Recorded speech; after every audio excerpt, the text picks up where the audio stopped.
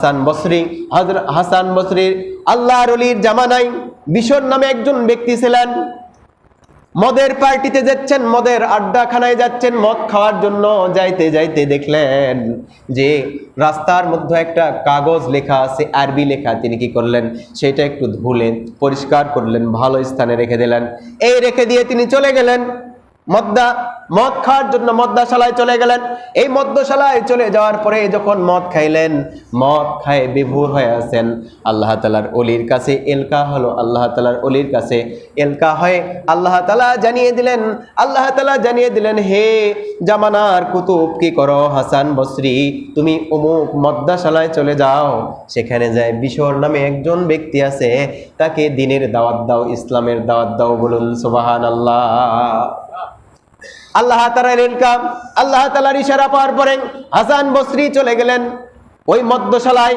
মানুষজন দেখতেছেন মদ্যশালায় আসছেন একজন আল্লাহর ওলি, জগৎ বিখ্যাত একজন হুজুর চলে আসছেন। তখন মানুষজন বলতেছে, আপনি যদি ভালোই বাঁচতে চান তাড়াতাড়ি এখান থেকে চলে যান, তাছাড়া কিন্তু আপনিও এর পাল্লায় পড়িয়া যাবেন। আল্লাহর ওলি বলতেছেন, আমি আমার ইচ্ছায় আসি নাই, আমি রব্বে কারিমের ইচ্ছায় এসেছি। যখন রব্বে কারিম আমাকে যেতে বলবে তখন আমি যাব।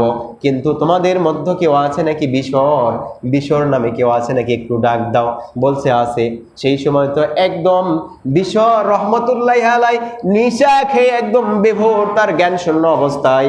শেষে তারপরে কাছে গেলেন, নিয়ে আসলেন, ইসলামের দাওয়াত দিলেন, গোসল করিয়ে দিলেন, দ্বীনের দাওয়াত দিয়ে কি করলেন, যখন সেখান থেকে নিয়ে আসলেন, গায়বী মদদ দ্বারা একটা আওয়াজ পেলেন, হে বিশর, তুমি আমার নামের প্রতি শ্রদ্ধা করেছো। বলুন সুবহানাল্লাহ।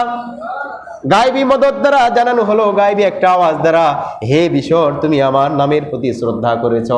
একটা শ্রীকুটের মধ্যে বিসমিল্লাহ লেখা ছিল, ওই শ্রীকুটটা মাটির মধ্যে নর্দমার মধ্যে ছিল, সেটা নিয়ে এসে সে পরিষ্কার করেছে। এর দ্বারা আল্লাহ তাআলা বুঝেছেন, শ্রদ্ধা করেছো, সম্মান করেছো, আমি তোমার মর্যাদাটাকে বাড়িয়ে দিয়েছি, আর তুমি আমার নামটাকে পবিত্র করেছ।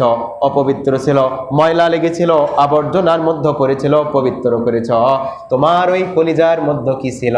মদ্যশালায় যারা যায় তারা কি ভালো মানুষ না খারাপ মানুষ?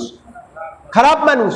তোমার মধ্যে যে খারাপি আছে, তোমার সিনার মধ্যে খারাপি আছে, জিন্দেগির মধ্যে যত খারাপি আছে সব কিছু কি করলাম, আমি পবিত্র করে দিলাম একমাত্র ওই বিসমিল্লাহির রহমানির রহিমকে তাজিম করার জন্য, সম্মান করার জন্য, ইজ্জত করার জন্য। বলুন সুবহানাল্লাহ।